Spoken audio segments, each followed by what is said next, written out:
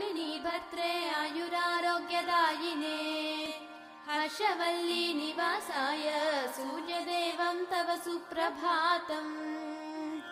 उत्तिष्ठोत्तिष्ठ चायेश उत्तिष्ठ उषयोज्ज्वल उत्तिष्ठ पद्मिनी कान्त लोकानां मङ्गलं कुरु मातः समस्त जगतां मधुकैटभारेः सव्येतराक्षी परितोषिणि पद्मनीड्ये नाथानुबद्ध भुवनावनबद्ध दीक्षे प्रत्यक्ष दैवतरमे तव सुप्रभातम् छाये किलाश्रित वरप्रद कल्पकल्पे विस्वाप्तधाम निलयामल दिव्यभासे आयाहि शीघ्रमघनासिनि संश्रितानां श्रीसूर्यदैवतरमे तव सुप्रभातम्।